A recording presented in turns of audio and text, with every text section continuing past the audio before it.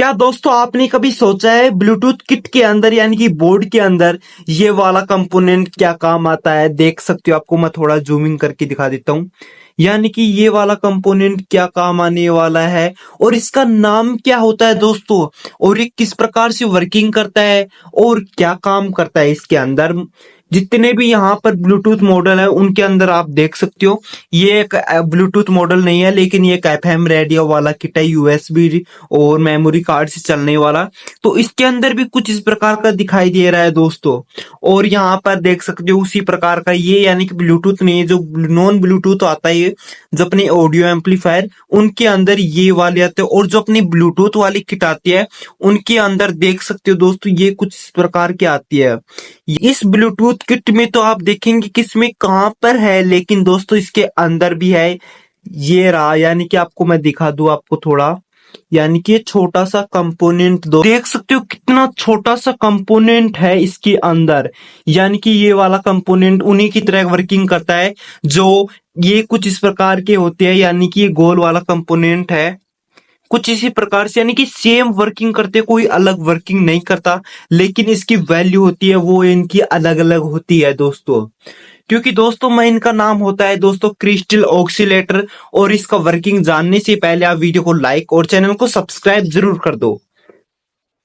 मैं आपको बताऊं, इसमें लगभग यानी कि हैट्रेस जनरेट करती है और ये अपन को फ्रीक्वेंसी देती है, यानी कि नेटवर्किंग देती है दोस्तों। अगर ये कंपोनेंट हटा दिया जाए तो हमें ब्लूटूथ स्टार्ट नहीं होगा, ब्लूटूथ स्टार्ट हो जाएगा लेकिन सिग्नल भेजना बंद कर देगा दोस्तों।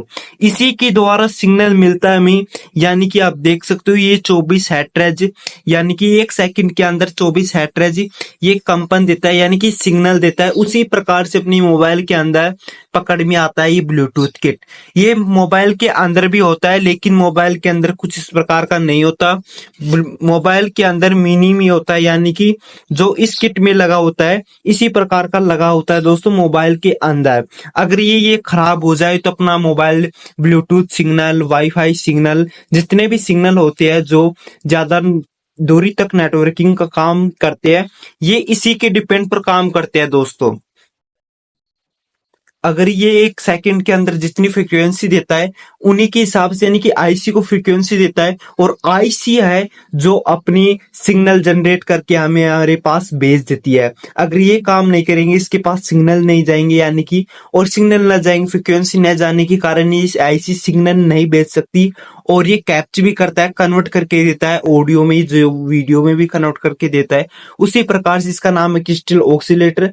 ये 1 सेकंड के अंदर 26,000 हैट्रेज जनरेट करता है, यानी कि कंपन जनरेट करता है, जिससे आईसी को मिलती है और आईसी सिग्नल भेज देती है हमारे पास। कुछ इसी प्रकार से इसके अंदर होता है, क्योंकि यहाँ पर अपन को एफएम रेडियो वर्किंग करता है, लेकिन नेटवर्किंग का कोई काम नहीं, क्योंकि ब्लूटूथ किट नहीं है दोस्तों, ये सिंपल है एफएम और जो अपना ये यूएसबी डाटा केबल जो भी है, यानी कि मेमोरी कार्ड। लेकिन यहाँ पर एफएम रेडियो के लिए लगाया गया है दोस्तों, जो फ्रिक्वेंसी आईसी को देता है और आईसी लेने के बाद उसे सिग्नल के रूप में कन्वर्ट करके देती है दोस्तों।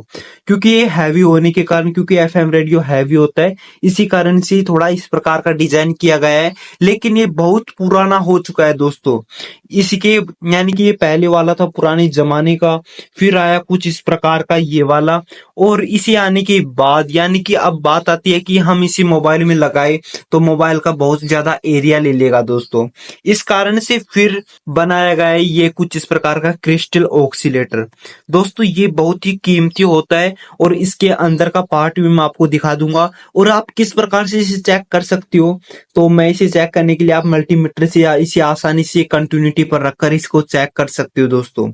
और वगैरह अगर आप इसे चेक करना चाहते हो तो सिग्नल के द्वारा चेक कर सकते हो, लेकिन वो आपको मशीन नहीं होगी आपके पास, और वो महंगी मशीन आती है, क्योंकि ये महंगा कंपोनेंट होता है दोस्तों।